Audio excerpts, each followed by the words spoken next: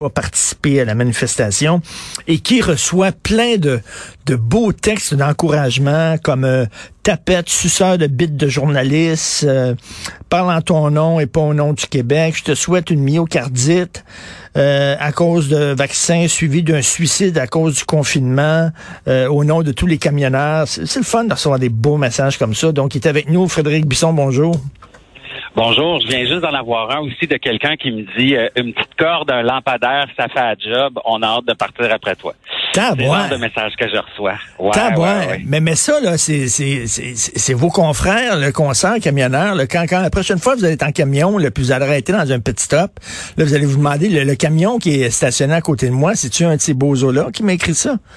C'est inquiétant. Non, pas du tout. Moi, j'ai un grand respect pour tous les camionneurs qui choisissent d'aller manifester pour la liberté.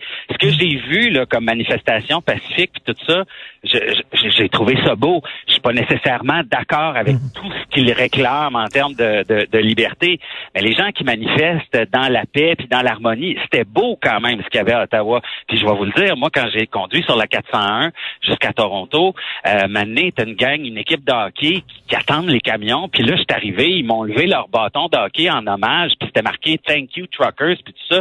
Ça, c'est beau, ça. Mais j'ai un problème avec ceux qui m'envoient des menaces de mort, puis des messages comme ça. Puis c'est malheureux parce que c'est juste ça qu'on retient. Puis ils sont une infime minorité. Tu sais, il y a eu 1, 2 drapeaux nazis. C'est dommage, mais ils sont là pareil. Tu sais, fait que moi, ce que je leur ai dit, c'est que j'irai pas à votre manifestation tant que vous ferez pas le ménage de vos porte-paroles, que vous baisserez pas le ton, parce que on sait que c'est ce monde-là qu'on va montrer. Ben c'est ça, il y en a pas de problème. Frédéric, on vit dans un pays libre, on a le droit de manifester si c'est fait de façon pacifique, et ça a été le cas. Hein, faut le dire là. Moi, j'étais de ceux qui craignaient des dérapages, des débordements, tout ça. Il y en a pas eu, il faut le souligner. C'était correct. Il y avait pas. C'est rien que la cause était peut-être noble, mais quand tu vois que les organisateurs, finalement, c'est des suprémacistes blancs et tout ça, tu veux pas être associé à des gens comme ça. Puis moi, là, les gens, je te dirais que je reçois une 50aine de messages à l'heure, là, de gens qui me traitent de cave, de traite, de tas de marde, là, tu sais, bon, je pourrais continuer. Mais ces gens-là, tout ce qu'ils font, c'est qu'ils voient sur mon profil que j'ai écrit que je suis un ex-journaliste de TVA puis de Radio-Canada, mais ils voient pas le mot ex. Fait qu'ils pensent que je suis encore journaliste, ils me demandent si je suis payé puis tout ça, puis moi, je leur réponds, là, je suis pas contre vous autres, là. Moi, je vais pas à la manifestation parce que Pat King, là, un des organisateurs, même Félix Séguin l'a interviewé là, à LCN, je pense que c'était hier ou avant-hier, ben, il a dit des choses qui sont inacceptables. On a un extrait de ce qu'il a dit sur une de ses vidéos YouTube, puis quand on lui a demandé comment on règle ça, le problème des camionneurs, puis de la manifestation, puis des droits, puis des libertés, ben écoutez ce qu'il a répondu. The only way that this is going to be solved is with bullets. And yeah, I said it. That's the only way something's going to happen. A massive revolution on a huge scale. C'est vraiment plate, Frédéric, parce que ce gars-là, il discrédite totalement une cause qui, à la limite, pouvait être légitime, là, tu sais. Oui, puis ce qui est dommage, c'est que moi puis mes collègues camionneurs qui travaillons là, pour des compagnies, je veux dire, moi, je suis assis dans un camion qui a un logo. Ce camion-là, il m'appartient pas. Ça coûte une fortune à mon boss. Ça coûte une fortune en assurance. Je veux dire, les camionneurs pour Walmart, BMR, Rona, McDonald's, toutes les entreprises, les épiceries, métro, IGA, on peut pas prendre notre camion avec des logos puis savoir qu'il y a des crinqués comme ce gars-là qui dit qu'il faut sortir les guns pour régler le problème, puis aller participer. Fait que c'est ça, dans le fond. Le message, c'est « Wow, là, ben c'est le ton. Éliminez ces gens-là là, qui font des GoFundMe puis qui volent votre argent. Des fois, j'ai l'impression, parce qu'on sait pas ça va aller où, cet argent-là. C'est ça, on sait pas. Ils ont ramassé beaucoup d'argent, là. Concentrez votre message, puis faites comme quand on... Tu sais, je sais pas si tu te rappelles, quand il y a eu les policiers puis les pompiers qui faisaient des haies d'honneur devant les entrées des hôpitaux pour les infirmiers, les infirmières. Oui. Ben, ça, là, faites ça. Les camionneurs, on a besoin de ça. Puis moi, ceux qui m'envoient de la grosse hate, je leur réponds, excuse-moi, mais tu parles en mon nom. Tu parles au nom de mes confrères camionneurs qui se donnent corps et âme. Là. Moi, je suis 4 semaines dans mon camion à partir de maintenant sans revenir chez nous. Fait que si tu parles en mon nom, accepte que je pas d'accord avec les drapeaux nazis. Il y en a pas 100, il y en a pas 1000, mais je suis pas d'accord qu'il y ait ça, tu sais. Mais je te comprends fort bien et c'est déprimant de voir ça. Écoute, au début de la manifestation, mettons, tu es un camionneur, tu participes à ça. Bon, tu peux dire, je savais pas, je connaissais pas les organisateurs, tout ça. Mais à partir du moment là où tu as vu des reportages à TV, tu as lu dans le journal, il y a plus personne, on connaît tous c'est qui les organisateurs. Quand tu continues malgré tout, en sachant que c'est ces gens-là qui sont derrière, tu les cautionnes, veux pas, là. Ouais. Mais c'est ça le problème, c'est que moi, ceux qui m'écrivent me traitent de traître parce que justement, j'essaie de briser leur mouvement. Puis c'est pas ce que je leur dis du tout. Je dis, hey, je suis même de votre bord à ben des. Tu sais, moi le passeport vaccinal pour les camionneurs, je trouve, je l'ai le mien là, puis moi je suis vacciné là, mais je trouve que c'est comme une insulte. Tu sais, moi là, comme camionneur au début de la pandémie là. J'ai circulé dans mon camion, pas de toilette, pas de restaurant, rien. J'ai chié dans un bucket en plastique. J'ai géré ma marde. Je me suis nourri parce qu'il y avait personne qui pouvait m'accueillir. Vous nous avez demandé d'être là, les camionneurs, pas protégés, pas de vaccin, pas de masque. On est allé. Il y a personne qui a rien manqué dans l'épicerie parce qu'on a pilé sur notre orgueil, puis on a fait nos besoins dans notre truck. Puis là, je pense que j'ai le droit de dire que je suis pas d'accord avec cette violence-là, mais de dire au gouvernement Trudeau, on sait gérer, ça a marché. Pourquoi vous nous imposez un passeport vaccinal? Surtout, tu prends un leader là, comme toi, là, qui est très modéré, puis qui a une tête sur ses épaules, puis qui dit, regardez, là, pour travailler à la SAQ, t'as pas besoin de passeport vaccinal. Pour travailler dans le système de santé, Calvaire, dans le système de santé où tu côtoies à longueur de jour des gens qui sont malades et vulnérables, t'as pas besoin de passeport vaccinal. Ben non.